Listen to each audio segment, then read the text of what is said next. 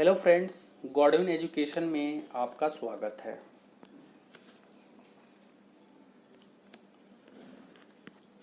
आज हम लोग स्टार्ट करेंगे class 10th math chapter number first और रियल नंबर। ठीक है, फर्स्ट चैप्टर क्या है? रियल नंबर है। हमने पिछले क्लास में यूक्लाइड डिवीजन लेमा मेथड पढ़ाया था, इंट्रोडक्शन दिया था, जो सीबीएसई वालों ने क्या कर दिया, रिमूव कर दिया है। सीबीएसई में ये चैप्टर नहीं है, ये टॉपिक नहीं है, सॉरी ये टॉपिक नहीं है। ठीक है, नेक्स्ट टॉपिक है यूक्लाइड डिवीजन एल्गोरिथम, ये है सीबीएसई में। तो ये आज हम लोग पढ़ेंगे। ये क्या है? It is also algorithm, it is also an algorithm to compute the highest common factor of two given positive integer. अब आपको ये पता होना चाहिए कि एचसीएफ होता क्या है। एचसीएफ हम लोग किसी भी दो नंबर का कैसे निकालते हैं। एचसीएफ क्या है? जैसे एचसीएफ क्या है, जैसे 20 है और 10 है, इसका एचसीएफ निकालना हो, इसका अगर जो एचसीएफ निकालना हो तो जो दोनों में कॉमन होगा वही क्या होगा? एचसीएफ होगा। दोनों में 20 और 10 में दोनों में कॉमन क्या है? 10 कॉमन है। कैसे 10 कॉमन है? 20 को आप क्या लिख सकते हो? 20 को आप लिख सकते हो 10 इंटू 2, तो 10 यहाँ भी है, यहाँ भी है। जो दोनों में कॉमन होगा वही एचसीएफ होगा। क्लियर हो गया?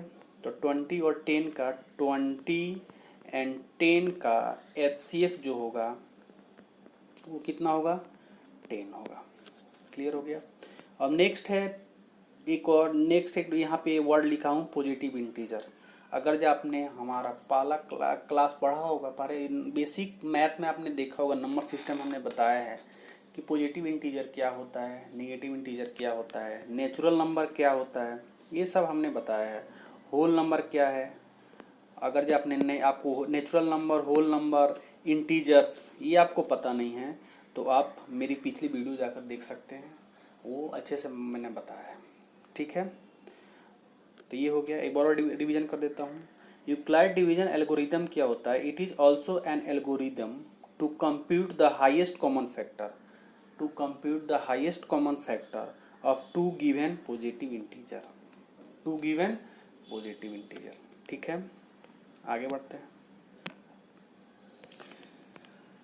इसमें है, नेक्स्ट है इसका थ्योरम, इसका थ्योरम है। यूक्लाइड डिवीजन एल्गोरिदम का एक थ्योरम है जो पूछता है, कभी कभी पूछता है, कोई ज़रूरी नहीं है, मैं आपको ये बता रहा हूँ ये कैसे क्या है। इफ़ अगर A and B are two positive integer, देखो एक वर्ड आ गया two positive integer. Two positive integer मतलब पॉजिटिव इंटीजर क्या होना चाहिए? 1 2 3 4 5 6 7 एज इट इज़ आप मूव कर सकते हो आगे, 8 9 10, ये सब क्या है? Positive integer. such that a equals to bq plus r। एक बार और रिपीट करता हूँ। If a and b are two positive integer such that a equals to bq plus r, then every common divisor of a and b is a common divisor of b and r and vice versa। Common divisor होना चाहिए, मतलब Euclid division algorithm वो algorithm होता है जो ए और B का positive integer होना चाहिए, जो इस फॉर्म में होता है। इस फॉर्म में कौन सा फॉर्म में? A equals to B Q plus R, B Q plus R. Then every common divisor, जो एवरी कॉमन डिविजर होगा ऑफ ए एंड बी का, इज ए कॉमन डिविजर होगा बी एंड आर का। जो every common divisor of A and B is common divisor होगा किसका? B and R का। जो common divisor A and B का होगा वही same common divisor B and R का होगा। ऐसा ही हम लोग आगे नेक्स्ट स्टेप में बढ़ते जाएंगे। ठीक है, चाहो तो आप इसका स्क्रीनशॉट ले सकते हो। ठीक, नेक्स्ट है इसको प्रूफ करेंगे। कैसे इसको प्रूफ करेंगे? इसको प्रूफ करना है। ठीक है, हमने माना let C is a common factor, common divisor, sorry common divisor of A and B. C क्या है? कॉमन डिविजर है ए एंड बी का। Then C by A, that is c a equals to C Q for the some integer q1, for the some integer क्या होगा? q1 होगा। Next same c by B, b equals to C CQ2 for some integer Q2 होगा। ठीक हो, तो इस form में जैसे हमने थ्योरम में पढ़ाया है, इस फॉर्म में थ्योरम ने बताया है, गिवन दिया है A = BQ + R, इसी के फॉर्म में हम लोग राइट कर देंगे। सॉरी, तो A किस जगह पे क्या राइट करेंगे, जैसे A है, A R = इसमें A = BQ + R होगा, तो R = क्या होगा, A - BQ होगा। तो R A की जगह पर क्या लिखेंगे, A की जो मैंने वैल्यू पुट किया A = CQ + R, ये लिख दिया CQ1, अब B = CQ2, तो ये राइट कर दिया। फिर हमने जो C है कॉमन ले लिया इस फॉर्म में। ठीक है, हमने कॉमन ले लिया है। ठीक, एक बार और रिपीट कर देता हूँ। Let C is a common divisor, let C is a common divisor of A and B। ठीक है, then C/A, C = CQ1 for some integer Q1। ठीक है, ये लिख दिया। Same as it is C/B, B = CQ2 for some integer Q2, some integer ये Q2 हो गया। ठीक है, वैसे ही हमने फर्स्ट वाले में जैसे यहाँ पे हमने बताया था आपको, जैसे यहाँ पे बताया है ना A = BQ + R, was it is इसी फॉर्म को जो गिवन दिया हुआ, ये क्या है, गिवन दिया हुआ है, ये गिवन है, इसी फॉर्म को यूज करेंगे यहाँ पे।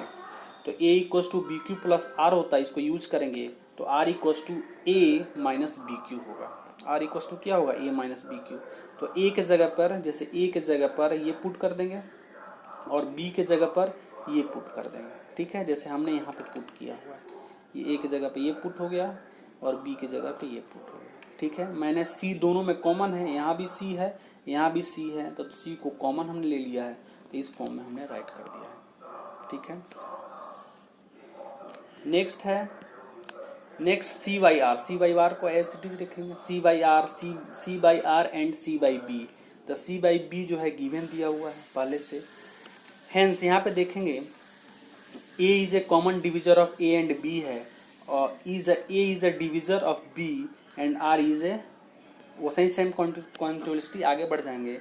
Late D is a common divisor of bonds, common divisor of B and R। Let D is क्या है, कॉमन डिविजर है B एंड R का, तो D/B as it is same, जब बैक साइड में R1 एक इंटीजर होगा, D/R, R = R2D, same next process करेंगे। पहले हमने क्या लिया था, Q लिया था, अब हमने क्या लेंगे, R लेंगे। यहाँ पे Q लिया था ना, यहाँ पे देखो, यहाँ पे Q1 लिया था, यहाँ पे हमने क्या लिया था, Q1 लिया था, Q2 लिया था, इस फॉर्म में लिखा, राइट कर दिया था। नेक्स्ट एज इट इज यहाँ भी हम लोग क्या लिए, यहाँ हम लोग क्या लेंगे, यहाँ हम लोग क्या लेंगे, R लिया, तो एक R1 हो गया, एक R2 हो गया, एज इट इज, जैसे वहाँ Q1 Q2 लिया, यहाँ पे R1 R2 लिया। नेक्स्ट कॉन्सिक्वेंशली मतलब नेक्स्ट आगे मूव करेंगे। ठीक है, नेक्स्ट यहाँ पे we will now be show that D is a common divisor of A and B। D क्या है, कॉमन डिविजर है A एंड B का। D क्या है, कॉमन डिविजर है किसका, D क्या है, कॉमन डिविजर है A एंड B का, कॉमन डिविजर है A एंड B का। हैंस वी हैव, हम पुट करेंगे BQ + R, हमने थ्योरम में दे रखा है, तो B के जगह पर ये पुट कर देंगे, जैसे यहाँ पे B = Q1 R1D और R = R2D, ये पुट कर देंगे, ये वैल्यू हो गया, सेम एज इट इज हो गया, ये फॉर्म हो गया। ठीक है, कोई डाउट है, ठीक है। नेक्स्ट D/A एंड D/B, इस फॉर्म में राइट कर देंगे। नेक्स्ट है D इज क्या है, D is a common divisor है A एंड B का, तो ये हमने प्रूव कर दिया। ये मैक्सिमम क्वेश्चन पूछता नहीं है, ऐसे सिंपल वे में पूछ सकता है, लेकिन ज़्यादा नहीं पूछता है। देखो नेक्स्ट टॉपिक है step to find out HCF by using Euclid division algorithm, ये सिलेबस में है। तो स्टेप टू फाइंड आउट, वो स्टेप बताइए, फाइंड आउट HCF निकालेंगे। HCF मतलब हाईएस्ट कॉमन फैक्टर, HCF का मतलब होता है हाईएस्ट कॉमन फैक्टर, HCF का ये मतलब होता है हाईएस्ट कॉमन फैक्टर। ठीक है, तो ये हमने स्टेप बताया, स्टेप बाय स्टेप HCF हम लोग कैसे निकालेंगे, क्या यूज करके, यूक्लिड डिवीजन एल्गोरिथम यूज करके। ठीक है, हमने इट्स नॉर्मल वे में बताना हो तो नॉर्मल वे में हमने 6-7 पढ़ा है, लेकिन यहाँ ऐसे नहीं करना है। इसमें यहाँ पे Euclid division Lemna algorithm use करना है और देन सॉल्व करना है। ये सीबीएसई के सिलेबस में है, ठीक है। तो कैसे, स्टेप फर्स्ट स्टार्ट करेंगे। Apply the Euclid division common lemma to A and B obtain two whole number Q1 and R1 such that A equals to BQ1 plus R1, जिसमें जो है B की जो वैल्यू होगी, B जिसमें जो है R की जो वैल्यू होगी less greater than equals to 0 और less than equals to B होगी। इसका मतलब R की वैल्यू जो है निगेटिव नहीं होगी, ये निगेटिव नहीं होगा। R क्या है, R क्या है, R जो है, R इसमें क्या है, R जो है रिमाइंडर है, रिमाइंडर। आपने कहीं नहीं देखा होगा रिमाइंडर निगेटिव है, निगेटिव नहीं आएगा ना, इसलिए यहाँ पे वैल्यू पुट किया है। R तो या 0 होगा या 0 से ग्रेटर होगा, लेकिन B से क्या होगा, कम होगा। B से ऑलवेज रिमाइंडर क्या होगा, कम होगा। समझ रहे हो। जैसे आप डिवाइड करते हो कैसे, मान लो 35 है, 35 में 12 से डिवाइड किया, ठीक है, तो ये कितना होगा, 2 जा 24 बचा कितना 1 1 11, 11 क्या हो गया, रिमाइंडर होगा। ये निगेटिव में आएगा, कभी नहीं आएगा, कभी निगेटिव में नहीं आएगा। मान लो एक और नंबर लो, 36 लो, 36 और 12 से डिवाइड करो, 12 3 जा 36, तो ये क्या हो गया, कैंसिल हो गया। इसमें क्या हो गया, 0 आया, 0 क्या है, रिमाइंडर है। तो वही यहाँ पे बोल रहा है कि रिमाइंडर या तो 0 हो गया या 0 से ग्रेटर हो गया, और 20 से ऑलवेज क्या हो गया, कम होगा, ठीक है। ये फर्स्ट स्टेप होगा, फर्स्ट स्टेप। आगे चलेंगे स्टेप टू में क्या करेंगे, अगर जो रिमाइंडर R1 जो है 0 आ गया, तब B जो क्या होगा, HCF of A and B होगा। B क्या होगा, HCF हो जाएगा B and A and B का। स्टेप 3, अगर जो रिमाइंडर 0 ना हुआ तो फिर एक अगेन क्या करेंगे, Euclid apply Euclid division lemma to B A and A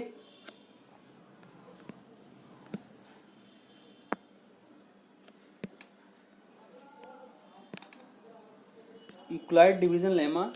यहाँ पे अगर R1 जो है क्या हो गया, 0 हो गया था, applied Euclid division lemma of 2 and R1 में अप्लाई करेंगे। और to obtain 2 whole number, whole number आपको पता ही है। अगर होल नंबर आपको पता नहीं है, होल नंबर पता नहीं है, तो हमने नंबर सिस्टम का क्लास डाल रखा है, एक क्लास हमने लिया है, तो आप चाहो तो वहाँ वीडियो देख सकते हो। हमारे वो वीडियो में जाओगे प्लेलिस्ट में, उसमें है, ठीक है। और नहीं तो मैं नीचे डिस्क्रिप्शन बॉक्स में डाल दूंगा, आप वहाँ से भी देख सकते हो, ठीक है। तो ये चीज़ है। तो होल नंबर Q1 R2 होगा, इन सच ए फॉर्म में क्या होगा, B equals to Q1 R1 और R2। ये स्टेप है। अगर जो फर्स्ट बार में अगर जो रिमाइंडर 0 आ गया, तो जस्ट जो V वैल्यू होगी वही क्या हो गया, HCF हो गया। अगर जो 0 वैल्यू नहीं आ गया, अगर रिमाइंडर के वैल्यू 0 नहीं आया, तो अगेन अप्लाई करेंगे Euclid division lemma method B and R1 and obtain करेंगे 2 होल नंबर। तो इस फॉर्म में होगा, ठीक है। ये हमेशा इस फॉर्म में होगा, A equals to BQ plus R। ये जनरल फॉर्म है, ये फॉर्म में होगा, समझ रहे हो, ठीक है। नेक्स्ट थर्ड स्टेप में अगर जो R2 क्या आया, 0 आया, देन R1 इज क्या हो जाएगा, HCF of A and B। अगर R2 0 आ गया तो R1 कौन सा R1 कौन सा R1, ये वाला R1, ये जो R1 है, ये जो R1 है, ये R1 है, ये R1, ये जो क्या होगा, यही HCF हो जाएगा, HCF हो जाएगा। कब, जब R इक्वल्स टू 0 होगा तब। ये अगर सेटिस्फाई होगा तब होगा, अदरवाइज नहीं होगा, ठीक है। नेक्स्ट, तो if R2 is a 0 then R1 is HCF of A and B। A and B का R1 क्या होगा, HCF हो जाएगा। नेक्स्ट स्टेप, अगर R2 जो है not equal to 0, then again apply the Euclid division lemma method to R1 and R2 and the continuous to above process till the remainder is Rn is 0। अगर ये continuous process always करते रहेंगे, जब तक क्या होगा, जब तक R जो है 0 ना आ जाए। कंटिन्यूअस करेंगे, क्या करेंगे, कंटिन्यू करेंगे जब तक R जो है 0 ना आए। अगर R 0 आ गया तो जो B की वैल्यू है वही क्या होगा, HCF होगा। ये समझ में आ गया। अगर आपको समझ में नहीं आ रहा है तो एक एग्जांपल लेते हैं, उस बेस पर करते हैं, देखते हैं। एक एग्जांपल हमने लिया है, एक एग्जांपल है, using the Euclid division algorithm to the HCF ऑफ 117 और 45, 117 117 एंड 45 में ये निकालेंगे, HCF निकालेंगे। क्या निकालना है? HCF। फर्स्ट क्वेश्चन यही है, HCF निकालें। अगर आपको वो स्टेप समझ नहीं है तो यहाँ पे एग्जांपल लेकर मैं बता रहा हूँ, आपको समझ में आ जाएगा। देखो, गिवन इंटीजर है, इंटीजर कौन है? पॉजिटिव इंटीजर है। एक नंबर क्या है? 117 है। नेक्स्ट नंबर क्या है? 45 है। इसमें हम लोग चेक कर रहे हैं, पर ये चेक कर लेंगे दोनों में बड़ा कौन है। तो 117 में बड़ा हो, 117 बड़ा ऑब्वियसली बड़ा है 45 से। अगर जो आपको काउंटिंग आती है, 10th में चले गए तो पता ही होगा जी कि 117 क्या है? बड़ा है किससे? 45 से। ठीक है, यहाँ पे देखो, इसमें वही सेम स्टेप अप्लाई करेंगे। Apply the Euclid division lemma to the 117 and 45। Euclid division lemma method use करेंगे। कौन सा मेथड? यही, A equals to BQ plus R। ये आपको माइंड में हमेशा रखना है। जैसे इसमें जो है ये क्या है? यूक्लिड डिवीजन लेमा मेथड है, तो ये तो थोड़ा सा पढ़ना पड़ेगा। आपने फर्स्ट वाले क्लास में हमने ये बताया है, लेकिन ये सिलेबस में डायरेक्ट क्वेश्चन नहीं पूछा है। यूक्लिड डिवीजन लेमा मेथड जो है डायरेक्ट क्वेश्चन CBSE में नहीं पूछेगा, लेकिन एल्गोरिदम है ना, तो उसके लिए आपको वो पढ़ना पड़ेगा ही। ठीक है, तो इसमें हमने अप्लाई कर दिया। अप्लाई करेंगे किसमें? ये दोनों नंबर पे अप्लाई कर देंगे। कौन सा method? Euclid division lemma method apply कर देंगे। ठीक है, नेक्स्ट अप्लाई हमने कर दिया 117। ये फॉर्म में आया। ये किस फॉर्म? जैसे ये क्या है? A है, ये क्या है? B है, ये क्या है? Q है, ये क्या है? प्लस R है। ठीक है, इस फॉर्म में है। एक बार और लिख देते हैं, A equals to BQ plus R, ये इस फॉर्म में है। ठीक है, यहाँ पे A क्या है? 117 है। A क्या है? 117 है। यहाँ पे जो है A क्या है? 117 है। और B क्या है? 45 है। और Q क्या है? 2 है। और R क्या है? R क्या है? 27 है। ठीक है, ये कैसे आया? हमने यहाँ पे डिवाइड किया है, 45 से 117 को डिवाइड किया। ये Q जो है, R2 जो है क्वोशंट है, ये R रिमाइंडर हो गया, ये डिविजर हो गया, ये क्या है? डिवाइडेंड हो गया। हमने लिखा है ये डिविजर होता है, ये जो है डिविजर होता है, डिविजर होगा, ये डिवाइडेंड होगा, और ये क्या होगा? क्वोशंट होगा, और ये रिमाइंडर जो नीचे आएगा, जो भी आएगा रिमाइंडर होगा। रिमाइंडर ऑलवेज क्या होगा? 0 से ग्रेटर और इक्वल टू R होगा। 0 से ज़्यादा होगा, इक्वल होगा, और लेस देन क्या होगा? B होगा। ठीक है, क्लियर हो गया?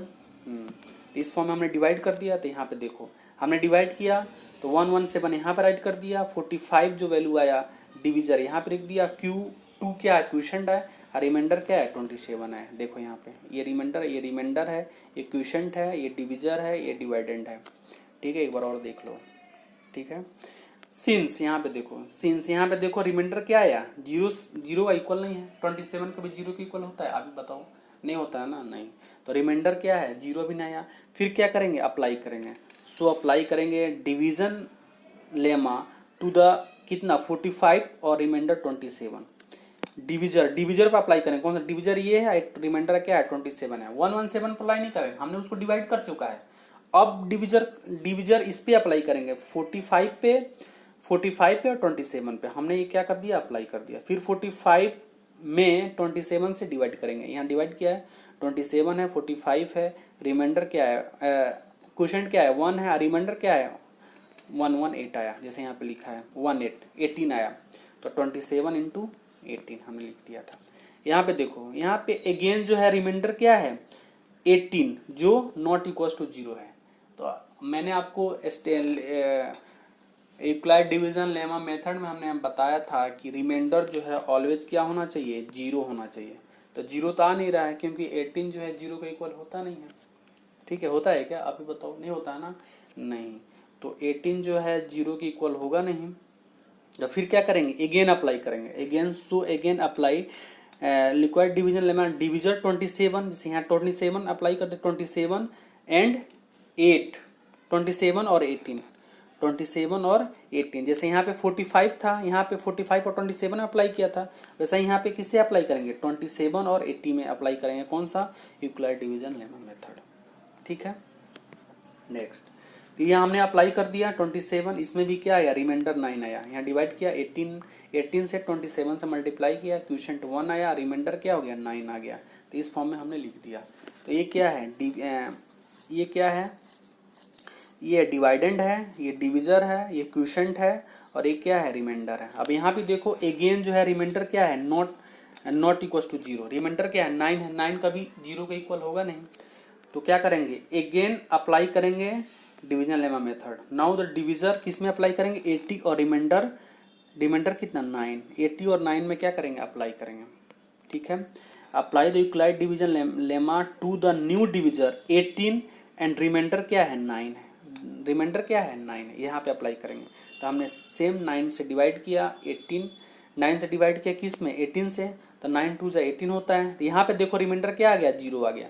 जैसे ही रिमाइंडर 0 आ गया तो जो उसकी जो वैल्यू होगी बी, जो उसकी वैल्यू होगी जिसे हमने डिवाइड किया है वही क्या होगा, HCF होगा। जैसे यहाँ पे डिवाइड कर दिया 9 इंटू 2 0 रिमाइंडर, यहाँ पे वी एब्जॉर्ब किया that the remainder is 0, so 9 is the HCF होगा किसका, 117 एंड 45 का।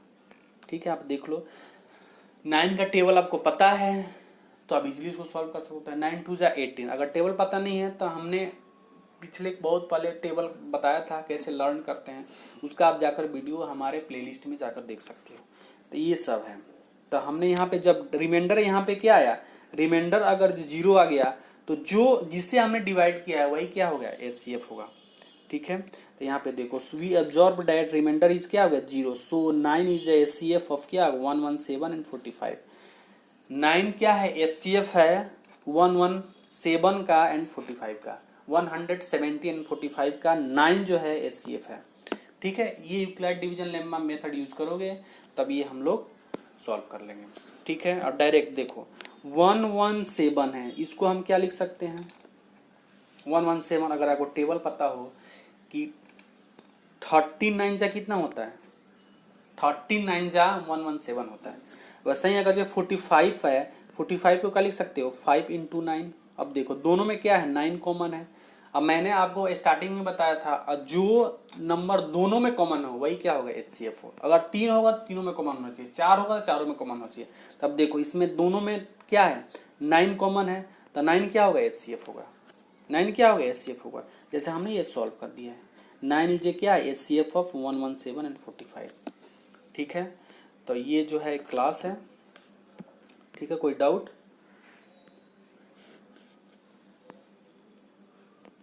ठीक है, तो आप चाहो तो स्क्रीनशॉट ले सकते हो इसका, चाहो तो इसका स्क्रीनशॉट आप ले सकते हो, यहाँ से ले सकते हो, ये है, इसका स्क्रीनशॉट ले सकते हो। यूक्लिड डिवीजन एल्गोरिथम, ये CBSE में है तो आपको पढ़ना पड़ेगा। और यूक्लिड डिवीजन लेमा मैंने इसलिए पढ़ाया कि यहाँ पे यूज है ना, तो थोड़ा बहुत आपको तो पढ़ना पड़ेगा। डायरेक्ट क्वेश्चन CBSE में नहीं है, CBSE में डायरेक्ट क्वेश्चन नहीं है, बट ऐसे तो पूछेगा ना, तो ये आपको पढ़ना पड़ेगा। ये स्क्रीनशॉट ले लो, ये वाला, ये भी ले सकते हो। ये थ्योरम है, थ्योरम तो आपको पता होना चाहिए, ये मस्ट आपको याद होना चाहिए, A equals to BQ plus R। ठीक है, नेक्स्ट ये है प्रूफ किया हुआ है, ये प्रूफ है। प्रूफ मैक्सिमम पूछता नहीं है, इससे बेस्ट डायरेक्ट क्वेश्चन पूछता है। यूक्लिड डिवीजन एल्गोरिथम से क्या डायरेक्ट क्वेश्चन पूछता है। तो ये प्रूफ है, फिर भी हमने प्रूफ कर दिया है। यहाँ प्रूफ देखो, इसका भी आप ले सकते हो स्क्रीनशॉट। ठीक है, इसका भी आप ले सकते हो।